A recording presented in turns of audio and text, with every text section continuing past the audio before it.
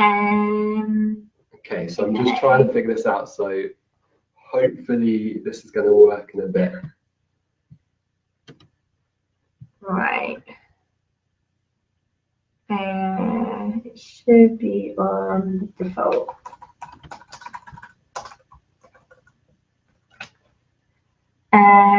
Okay. Give us 1 second. Yeah,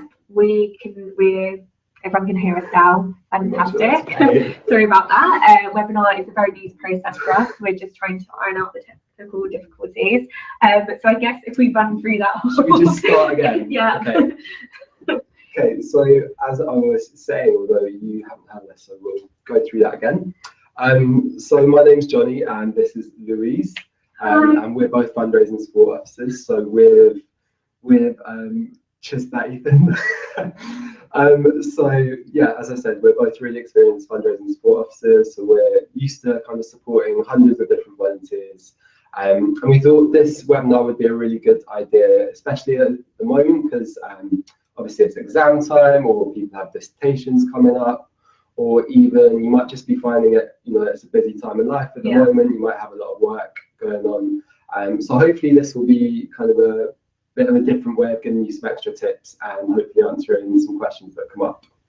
Yeah, so we really encourage everyone to ask questions throughout the webinar. This is what it's for. It's for you guys to answer and to ask questions and for us to answer them and to give you some more tips. In order for you guys to ask questions, what you'll need to do is click on the Q&A, which should be on the right side of the screen, and that should bring up a kind of bar, and that's for you guys to type your questions in. If you see a question that you like, and we've got one up there already.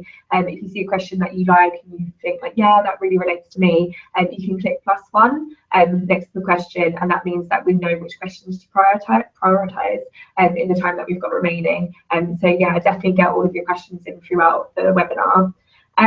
Great, so I think we'll start off by showing you guys lots of different fundraising ideas that you can do in the time that you've got from now until your fundraising deadline. We've got a lovely video to show you. So again, bear with us if the technology or my lack of technological expertise lets us down, but hopefully this shouldn't be too hard to do. Yeah. Okay.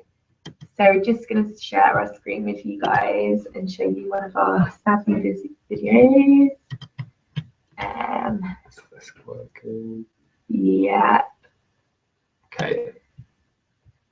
Cool. Let's go for it. Okay.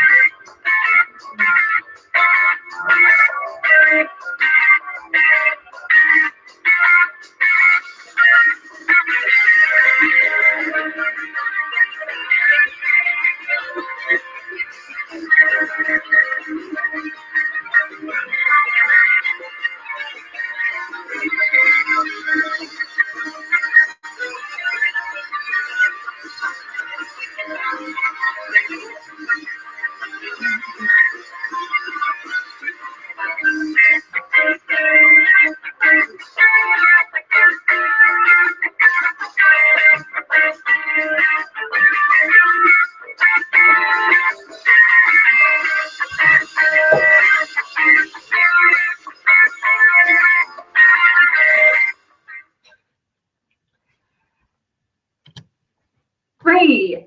So that was the fundraising A to Z. I don't know if you spotted, but I was doing karaoke in that video. So we've actually had a question in already, so I'm just going to answer this now. again, we encourage everyone to send through their questions throughout the webinar so we can ask them. So I'm just going to read this out. So how do you guys recommend marketing an event with only 12 days to go? Although I've been using it recently, I don't have a big following on social media. That's fine, not everyone uses social media. What I'd say, and what we strongly recommend doing with all of your fundraising activities, is to use your networks. So for instance, if you're not big on social media, that's fine. Maybe you've got a friend or family member who works in a large office, a large place of work. Maybe there's like a local business, a local club that you're part of. I know I get a lot of volunteers who fundraise through their dentists and hairdressers. So maybe if there's a local business that you use a lot, maybe you could put up a notice about your event in the business. We really encourage volunteers to get in touch with local media as well, and if you want any guidance on that, please get in touch with us because we can support you in doing it. But yeah, I think the main thing with that is to definitely use the networks that you've got. If you can promote it at a local community centre or at a local school or anything like that, it's definitely a good idea. So yeah, use your networks. Yeah, and just to add into that quickly as well, I know it sounds a really simple thing, but just ask around as much as possible.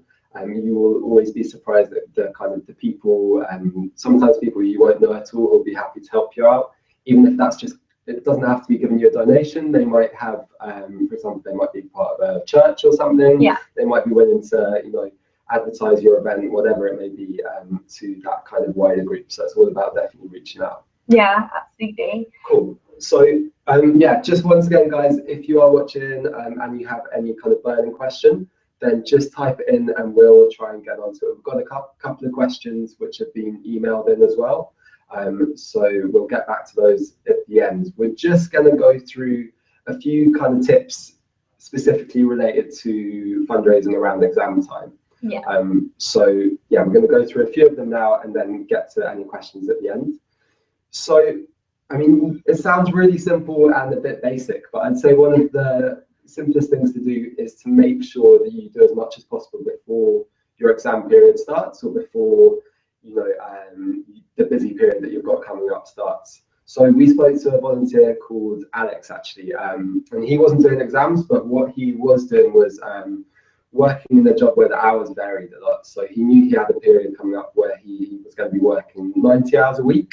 And so he made sure he got all of his fundraising done before then. So he, for example, did card boot sales, he did cake sales, all of the kind of normal fundraising things, but made sure he got that prioritized before. So it's definitely about prioritizing things with the kind of busy times that are coming up. Yeah, I guess there's 2 points to make off of that.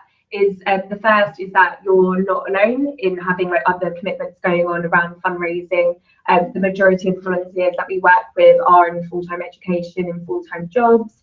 Maybe some volunteers might be full-time carers, and lots of people have different things going on, and we appreciate that. We're here to kind of, as your fundraising support officers, we're here to help you make a realistic fundraising plan. So if you are getting to the point where you're like, oh, I don't know how realistically I'm going to fit in my fundraising around all of this other stuff, we can help you. Get in touch with us and we can definitely suggest a few ideas that could work around your schedule. What I'd also say is that I mean, you guys have when you kind of accept your placement, that's you accepting the time that you've got to fundraise. But as we can, as we always stress, please get in touch if you are kind of stressed about having to fit all of those activities in.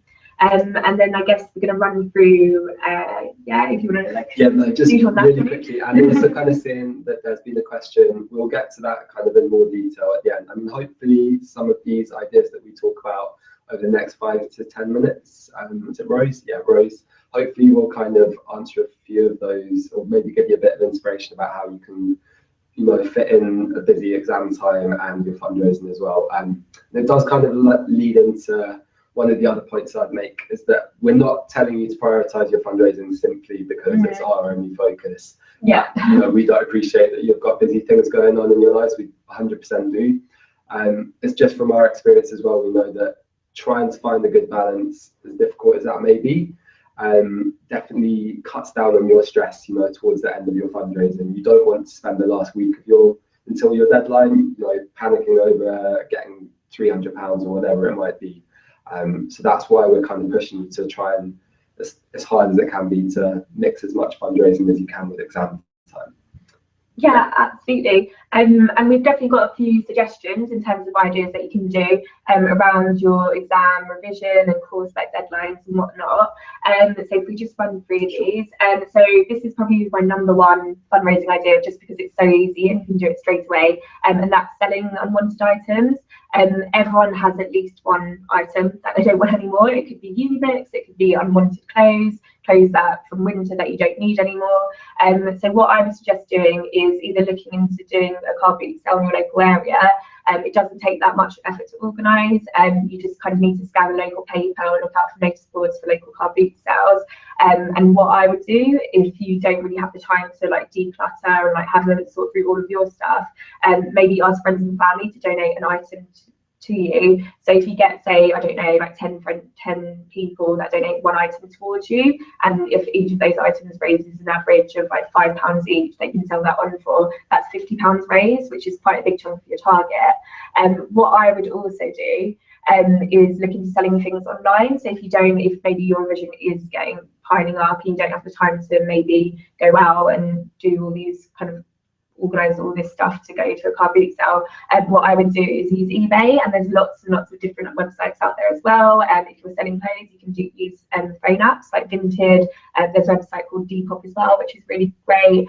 Even like things like Music Magpie and stuff like that, it's all really useful. And quite a lot of universities actually do have their own systems in place for selling on books in order to get money back to students. So that's worth looking into as well. Yeah.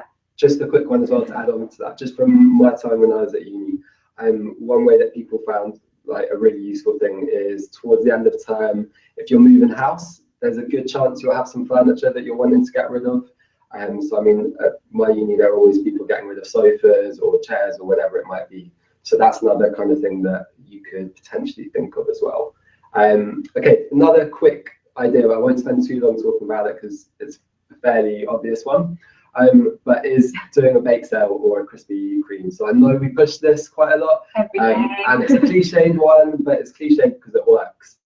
And especially in exam time, I think this is a really good time for you to kind of use the fact that there's going to be loads of people busy revising in the library.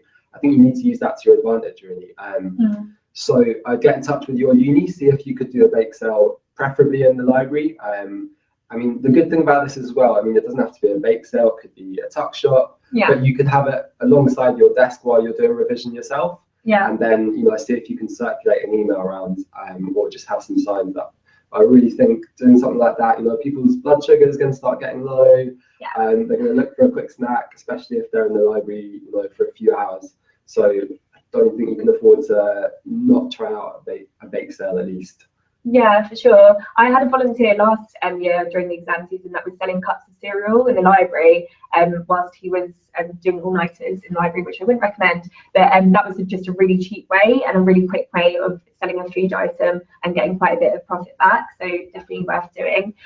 What another activity that we'd also suggest is tagging onto existing events with smaller fundraising activities. So obviously we know that you guys are pushed for time. We're not expecting you to organise, I don't know, like the next Glastonbury or something like that, because we know that this time can get really stressful. So what I was suggesting is doing lots of smaller activities but tagging on to other events. So maybe there's an end of term party at your uni, maybe there's a society doing like one last I don't know, social, anything like that going on. It could even be outside uni, it could be a local church, it could be at a local craft fair, and there's lots of vintage fairs around at the moment. Looking to doing that as well. And what I was suggesting is maybe organising a raffle, again doing a cake sale. It could just be doing something simple like guess the sweets in the jar or guess the weight of the cake at one of these events. And you know, you can still raise quite a substantial amount of money and raise a lot of awareness just by doing that at a different event. And it's a lot less stressful as well. So if you are kind of feeling a bit pushed for time, I'd definitely look into doing community events. Okay, another quick one. So while obviously it's completely understandable if people are really busy studying for exams, including yourself, that doesn't mean that you're not going to want a break at some point, and also your friends are probably going to want a break as well.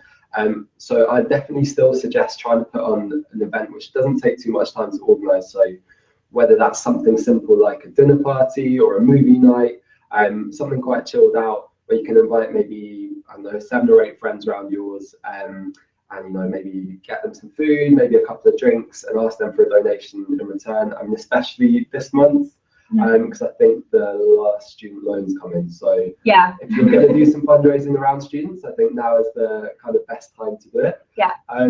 So yeah, and that's, again, like, if you have any more questions about how you want to put on a dinner party more specific to your placement, then get in touch with your fundraising support officer.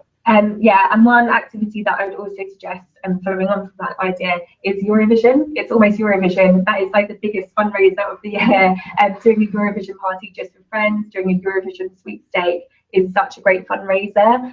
Even if you've got limited networks, maybe a lot of your friends have gone home for the summer already, like maybe some people have kind of gone home whilst they're doing revision. Definitely, it's something that you could do potentially online. It's something that you could do at an event at a local pub. It's definitely worth looking into that, and I'd definitely encourage you to get in touch with your fundraising support officer for more ideas about the revision. Cool. And then the last idea that we were going to suggest is, and it's quite a simple idea, but it is effective, but that's chasing up promised donations. And I know this from when I fundraised for ICS, that you'll get people when you first start sharing your Just Giving page being like, that sounds great, I'll definitely donate, I'll do it later. And then it just goes on, and there's just never any donations on there. So I think Just Giving did a study recently, and it turns out that you have to ask people on average about 3 times before they'll actually donate to your page. So it's definitely worth continuing to ask these people. If it is starting to get a bit awkward, what I would do, and again, this is what we say from the start, from when you first start your fundraising, always present it as an exchange. So what a lot of volunteers will do to motivate people to actually put the donations onto their page is to look into doing sponsored challenges. And obviously I know that you guys are like really busy with exams and stuff. We're not asking you to do like the, you know, a marathon or, you know, swim the channel. A sponsored challenge can be really, really small. So doing things like the £1 a day challenge, where you challenge yourself to live for £1 a day for 5 days, that's really effective, and that can be done whilst you're revising. Even if you're kind of like, oh, I don't know if I'll be able to focus with less food, and maybe you could just do it for a couple of days, but get other people to do the challenge with you and get sponsored themselves, so you are raising more money. And you could even do something like giving something up. So maybe you could give up the booze whilst you're revising for your exams, and that'd be quite helpful for your exams as well. Maybe it could be giving up smoking, giving up chocolate, you know, it could be anything.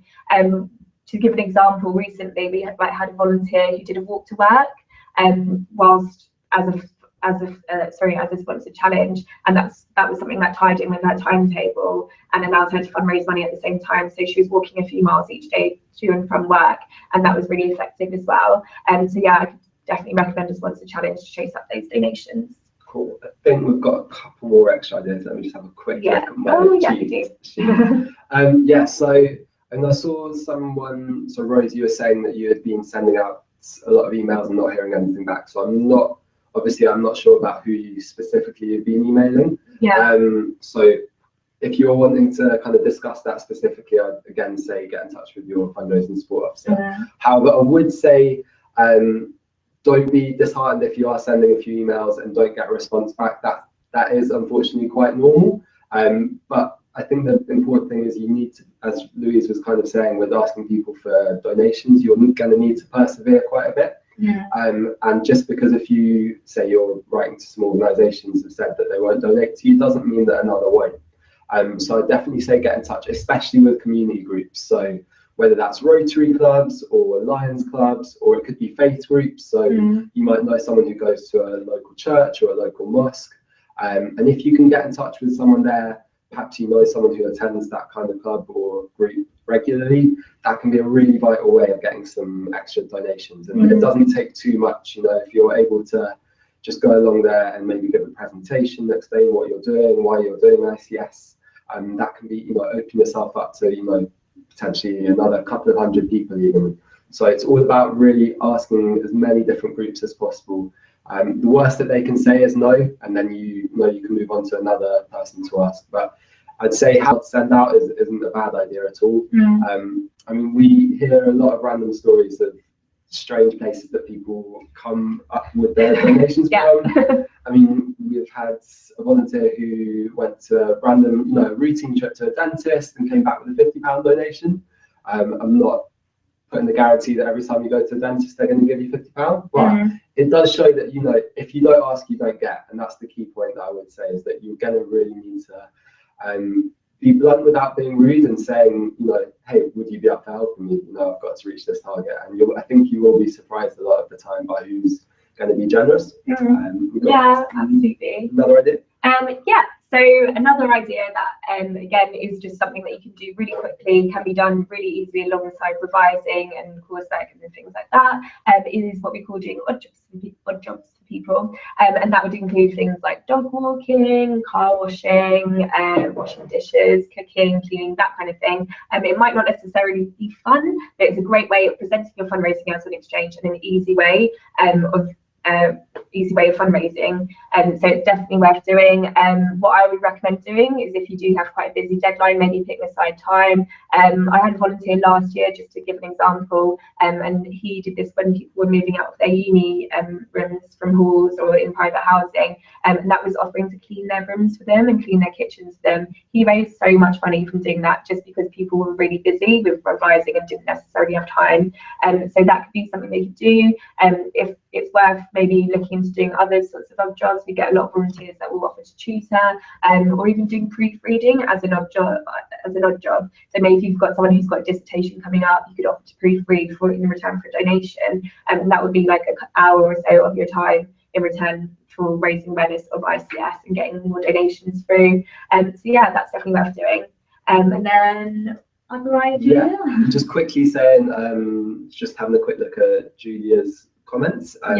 So yeah, I'd definitely say, I think you've mentioned being part of a sports club, and that is a really good way. I mean, if you're not specifically directly yourself in a sports club, I wouldn't let that put you off. There's a good chance you're going to know a friend who might be willing to do something on your behalf, which actually smoothly links me into my next fundraising tip, which was, if you're having a busy time at the moment at uni, is to try and delegate as much as possible to friends and family.